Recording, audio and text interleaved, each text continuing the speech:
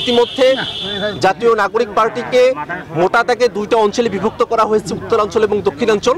এবং আমাদের মুখ্য সংগঠক যারা আছেন তারা দেশকে আরও ছোট ছোট কয়েকটি অঞ্চলে বিভক্ত করে সারা দেশে আমাদের কমিটি গঠনের কার্যক্রম আমরা শুরু করেছি।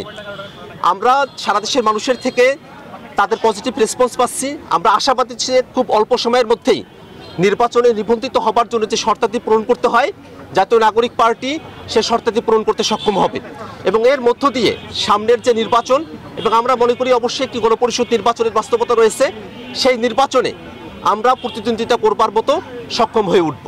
আওয়ামী লীগ এবং জাতীয় পার্টি যোগ সাজসে বাংলাদেশে পরপর তিনটা দামি নির্বাচন, বাংলাদেশের প্রহসনের নির্বাচন অনুষ্ঠিত হয়েছে। আওয়ামী লীগ এবং জাতীয় পার্টির যোগ সাজসেই বাংলাদেশের মানুষ দীর্ঘ সময় ধরে গণতন্ত্রের আবহ থেকে তারা পরিপূর্ণভাবে বঞ্চিত ছিল। বাংলাদেশের মানুষ দীর্ঘ সময় ধরে যে ফেসিবাদের জাতাকলে পিষ্ট ছিল, তার পিছনে সব থেকে বড় শক্তি ছিল এই আওয়ামী লীগ এবং জাতীয় পার্টি।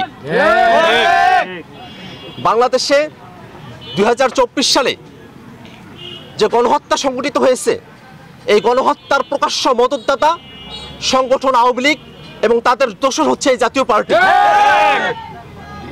বাংলাদেশে পিলখানা হত্যাকাণ্ড, 2013 সালের হত্যাকাণ্ড, শাপলা হত্যাকাণ্ড, মোদী বিরোধী আন্দোলনের হত্যাকাণ্ড, জুলাই অভ্যুত্থানের যে হত্যাকাণ্ড, প্রত্যেকটা হত্যাকাণ্ডেই ব্যক্তি হিসাবে আওয়ামী লীগের নেতাকর্মী এবং দল হিসেবে আওয়ামী লীগ সরাসরি জড়িত।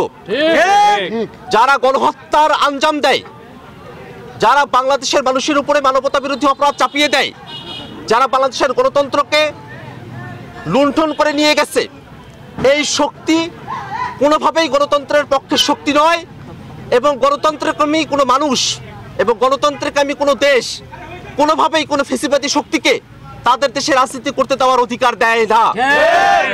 সে জায়গা থেকে আমরা মনে করি কোনো ফেসিবাদী শক্তি ইনক্লুসিভ ইলেকশনের প্রয়োজনীয় উপাদান হতে পারে না। বরং ফেসিবাদী শক্তি যদি নির্বাচনের না আসতে পারে, তার মধ্য দিয়ে এই গণতন্ত্রের বিজয় সূচিত হয়।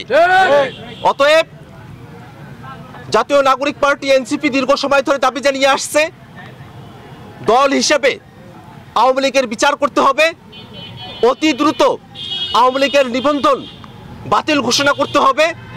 দল হিসেবে মার্কা নিয়ে এবং এই নাম এবং মতাদর্শ নিয়ে আওয়ামী লীগ বাংলাদেশে আর কোনোভাবেই রাজনীতি করতে পারে না।